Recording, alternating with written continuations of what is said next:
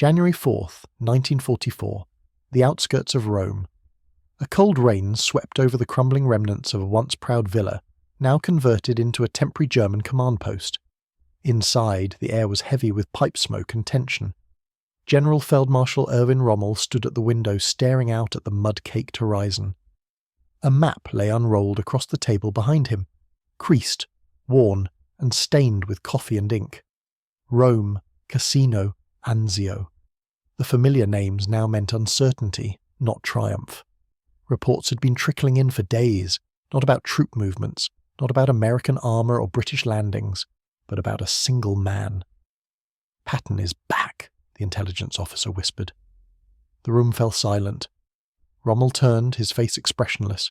He had heard it already, 3 times in the last week. "He's in Palermo." "No." "Messina." "No."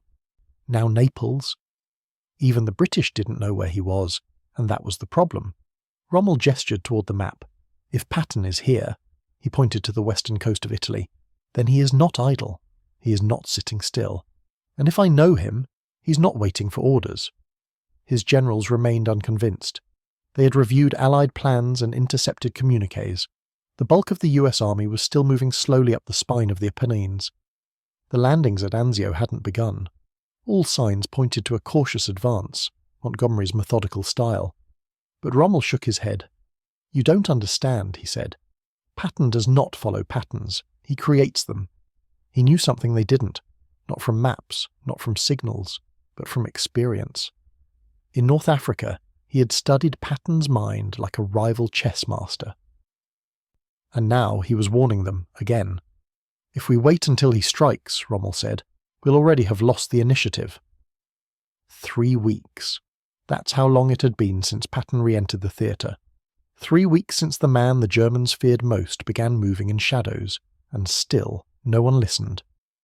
To understand why Rommel's warning mattered, and why it was ignored, we must go back to the chaos of mid-1943.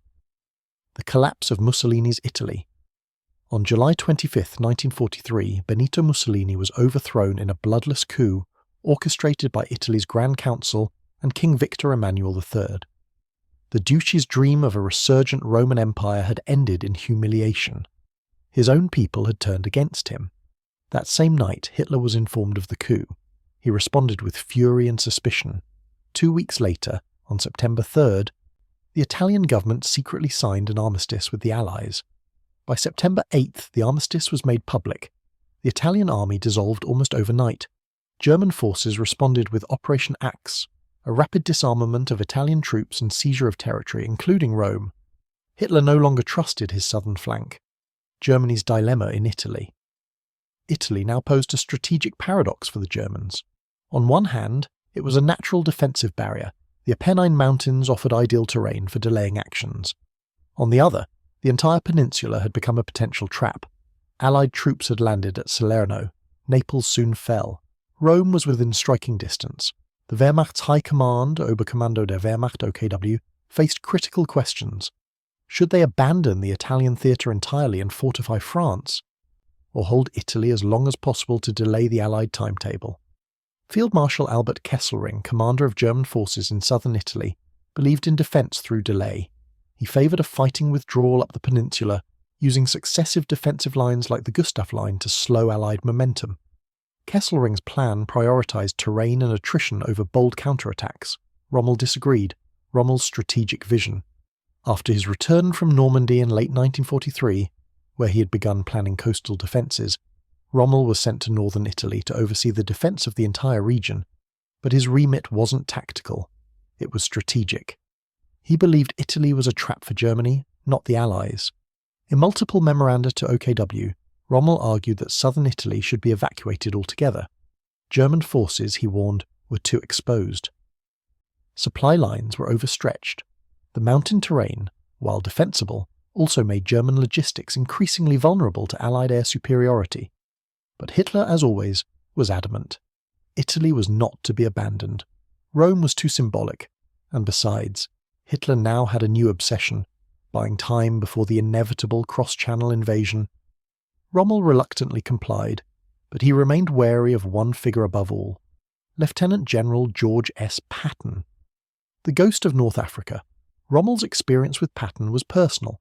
In early 1943, during the Tunisian campaign, he had faced the newly arrived American commander at the Battle of El Guettar. Though not a decisive victory for either side, Rommel recognised something dangerous in Patton: speed, aggression, and an intuitive understanding of movement warfare. "He is the most enterprising American commander I have faced," Rommel reportedly said. What struck Rommel wasn't just Patton's tactics, it was his psychology. Unlike the British generals who favoured methodical, calculated advances, Patton played by different rules. He was willing to gamble, and sometimes he won. Rommel's staff mocked Patton's theatrics, his ivory-handled pistols, his florid speeches, his love of ancient warfare. But Rommel didn't laugh. He understood that showmanship was part of Patton's weaponry. He used perception as a force multiplier. In the summer of 1943, Patton had shocked the Germans by taking Palermo in just 72 hours, racing across Sicily in a move that even the British hadn't anticipated. German commanders, assuming he'd stick to Montgomery's plan, had left western Sicily lightly defended. That miscalculation cost them the entire island. Patton's punishment and reinstatement. But then came scandal. During the Sicilian campaign, Patton had struck 2 American soldiers suffering from battle fatigue. The backlash was immediate. Eisenhower, under pressure from Washington and the press, relieved Patton of active command. For months he drifted on the sidelines, officially still in Europe, but with no combat role, and that was when Rommel began to worry. By December 1943, reports indicated Patton was on the move again. He had been spotted in Naples, then Caserta, then Palermo, but he commanded no army. Officially, he was inspecting rear area units and serving as a decoy to confuse German intelligence. Rommel didn't believe it. The Allies, he reasoned, would not let Patton sit idle during the biggest campaign in Europe since 1940. They were preparing something, and they were using Patton as a dagger hidden behind a shield. In a December 29th memo to the OKW, Rommel concluded, "If Patton is active in this theatre, our forces near Rome must assume a secondary axis of assault. The Allies may not strike where we expect. The Americans will send their sword, not their shield, through the heart." But no reinforcements came. The German High Command dismissed Rommel's concerns. They believed Patton was a decoy for southern Italy, not a threat. That was their mistake. 1. The Phantom in Naples, December 1943. Naples, December 10th, 1943. The harbour was a chaos of landing craft, liberty ships and military convoys. Smoke from oil fires hung low over the water. Tents stretched from the port to the outskirts, and in the middle of it all, wearing his polished helmet and riding crop, stood George S. Patton. Officially, he had no command. The US War Department had not reinstated him after the Sicily incident. He was there, Eisenhower insisted, for inspection duty, touring rest camps, visiting hospitals, boosting morale. But this was a facade. Patton was playing his greatest role yet, a general without an army, who acted like he still commanded one. He reviewed divisions, he gave speeches, he toured hospitals with the same bombast he once reserved for armoured advances. At night, he pored over intelligence reports and war-gamed invasion routes. And it worked. German agents in Naples immediately reported his presence. Within days, radio chatter intercepted by Ultra confirmed the German High Command believed Patton was organising a new offensive. They weren't wrong, but it wasn't in Italy. 2. Rommel's second warning, December 14th. Back in northern Italy, Rommel issued his second formal warning.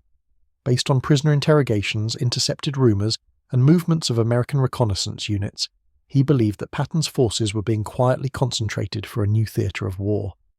"The Eighth Army is not his concern," he told General von Vietinghoff. "He will not drive north. He will leap." Rommel suspected that Patton was preparing for an amphibious operation, one that would bypass German defences entirely. His eyes turned to the Tyrrhenian coastline west of Rome. Beaches like Anzio and Nettuno offered flat terrain and direct access to the capital. If Allied forces landed there and cut east, they could sever the German 10th Army's supply line overnight. But Rommel's influence in the region was waning. His authority over southern Italian defence was nominal. Kesselring had Hitler's confidence, and Kesselring was certain any Allied landing would come far south, where defences were already layered. Rommel's pleas for additional panzer units near Rome were denied. Instead, 2 armoured battalions were redeployed north toward the Po Valley, a move Rommel bitterly called a tactical retreat before the first shot is fired. 3. The Shadow Army, December 18th to 24th. Meanwhile, Patton was quietly orchestrating the most elaborate deception of his career. Working closely with British intelligence and the US Office of Strategic Services, OSS, he helped launch Operation Fortitude, a broader campaign designed to mask Allied intentions for the coming year. While Fortitude's climax would be in 1944 before the Normandy landings, its earliest seeds were planted now.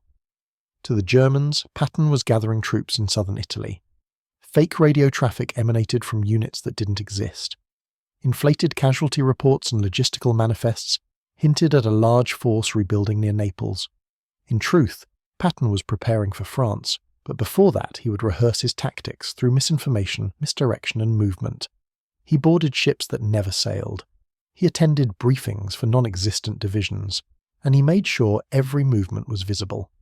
German intelligence in Rome noted that Patton had visited Salerno, then Taranto, then Bari, all in the span of 5 days.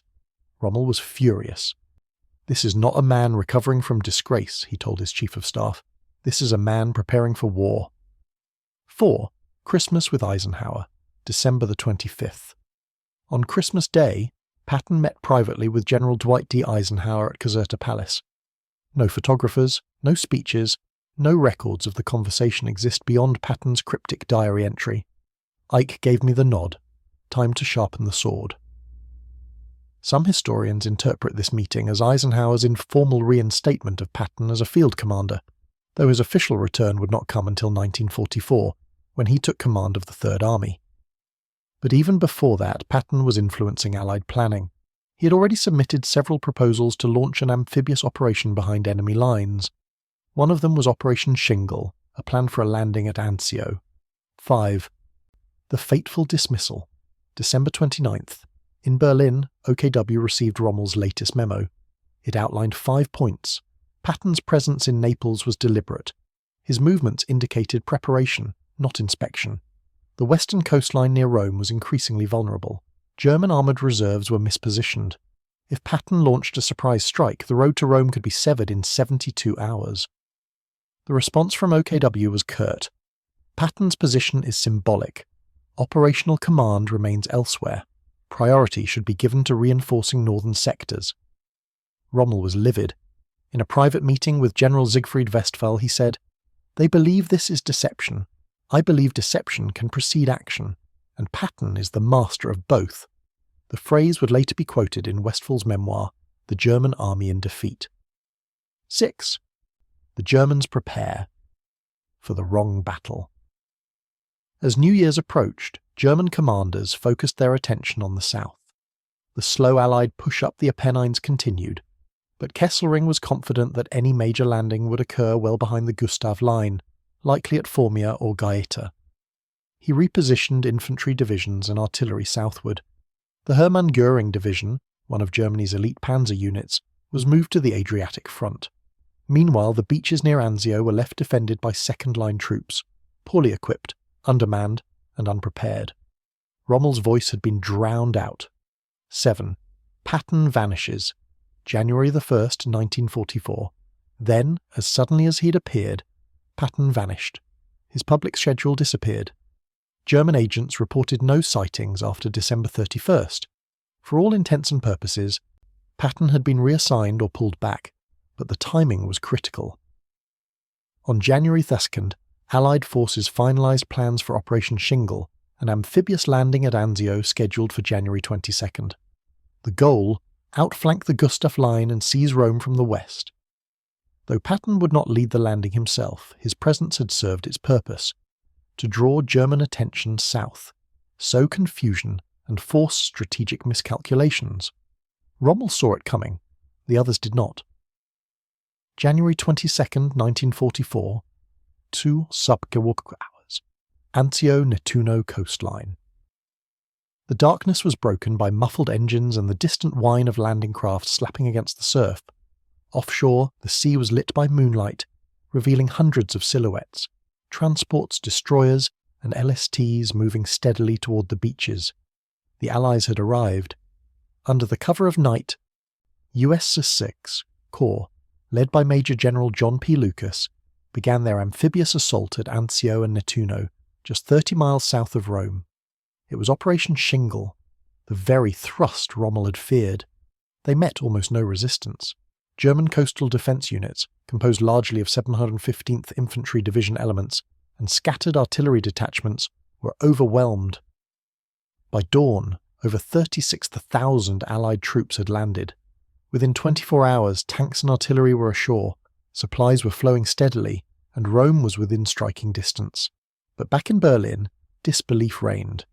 Kesselring's dilemma Field Marshal Albert Kesselring, responsible for the defence of Italy, was awakened at his headquarters in Frascati. The news was clear. The Allies had landed behind his front. His initial reaction was disbelief, then rage.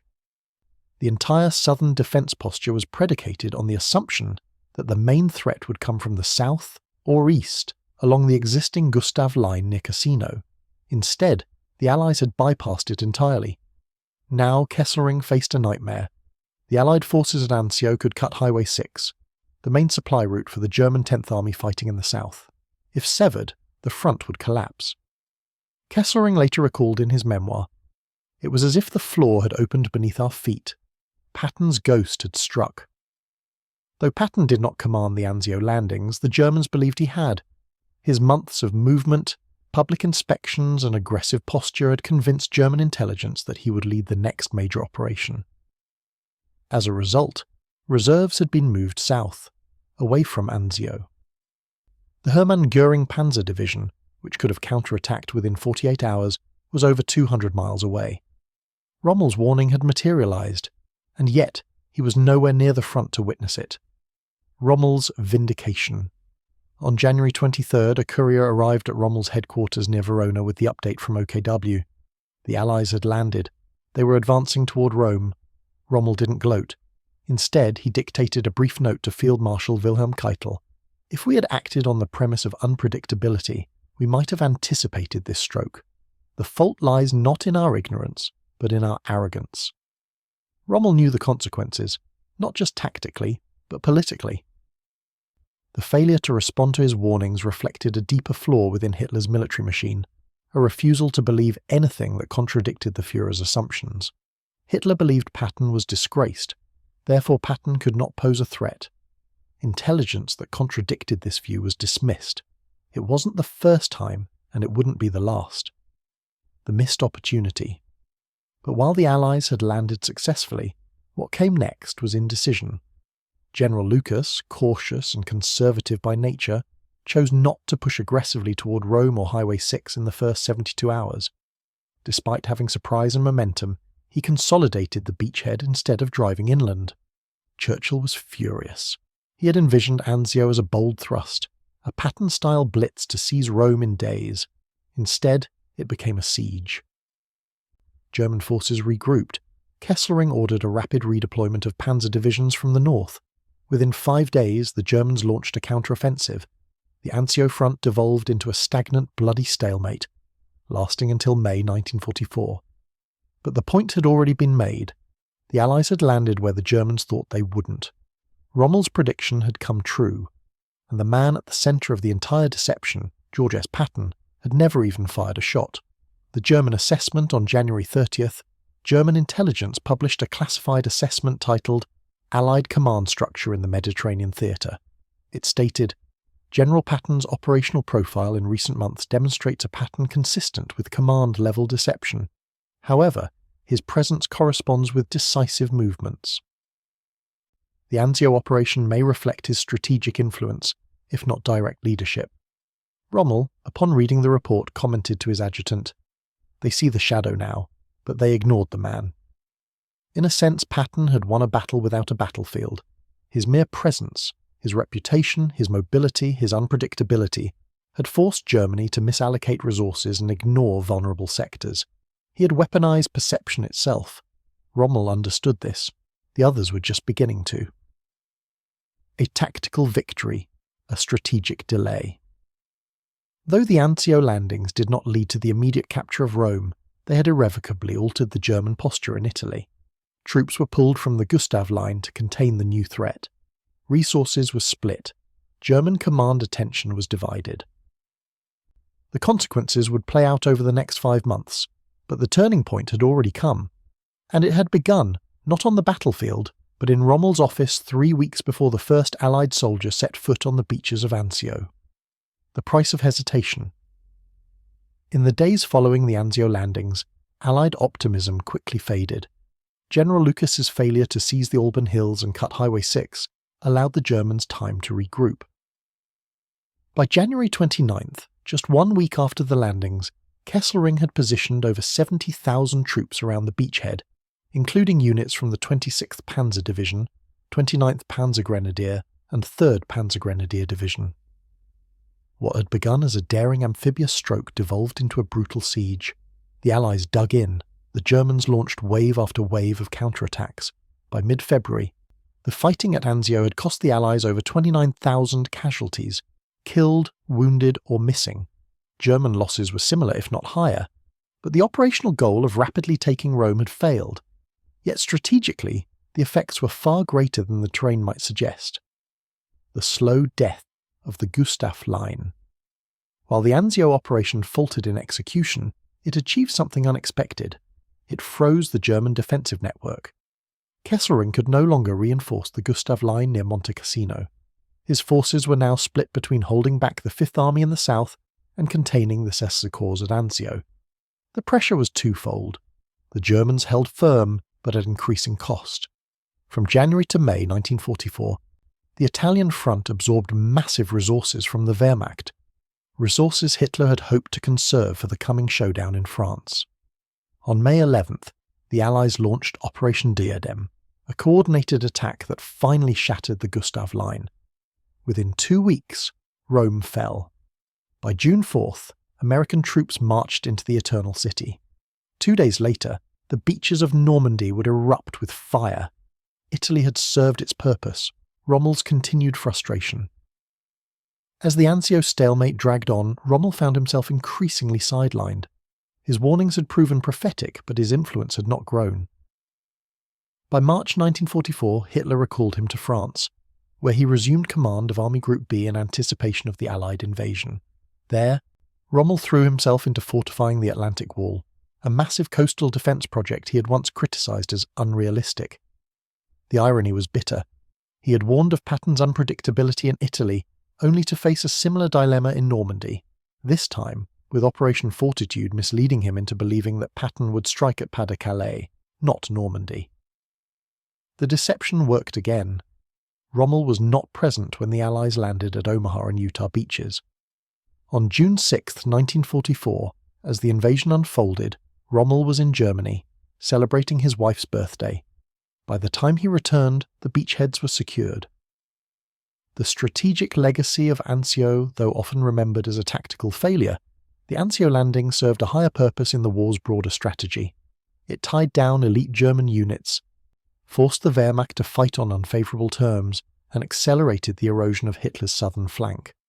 More importantly, it revealed the psychological warfare already being waged between generals.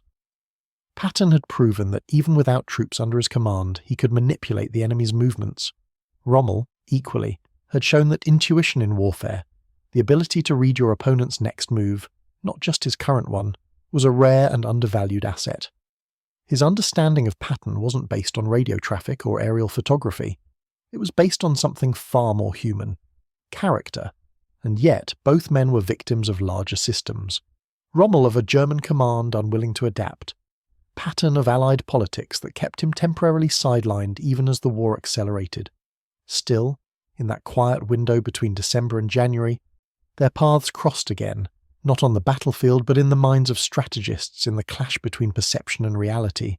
Missed warnings, repeated mistakes. The true tragedy was not that Rommel was ignored, but that his warning was dismissed because it made too much sense. German intelligence had every opportunity to act. Patton's movements were visible. His history in North Africa was known. His prior deceptions were documented. But the Führer's belief that Patton was no longer relevant overruled analysis. Hitler clung to a version of events where his enemies behaved predictably. Patton shattered that illusion. By weaponizing his own reputation, he forced the German command to fight blind, even when their most brilliant general tried to illuminate the danger. In war, perception is often as powerful as firepower. And in the winter of 1943-44, it was perception, manipulated by Patton and understood by Rommel, that reshaped the battlefield before a single shot was fired. Rommel had recognized a truth others ignored, that Patton did not merely command troops, he commanded attention. His movements forced reactions, his absence created anxiety, his presence warped enemy planning. And that, ultimately, is what Rommel tried to warn his generals about. He wasn't sounding the alarm over tanks or divisions or ships. He was warning them about momentum, Patton's momentum. The 3 weeks between Patton's reappearance in Naples and the Allied landings at Anzio were a case study in strategic misdirection. The Germans had the information, they had the signals, they had the man who understood the threat better than anyone, but they didn't act. The result wasn't just a tactical surprise, it was a failure of strategic imagination. Rommel's words, "He does not follow patterns, he creates them," should have echoed louder in Berlin. Instead, they were filed away, unread until it was too late. For the Allies, the Anzio operation marked another step toward Rome. For Germany, it marked the beginning of the end of its southern front. And for history, it was a moment when one general saw the future, while others remained trapped in the past. In the end, Rommel was right. Patton didn't need to fight to win, he only had to move.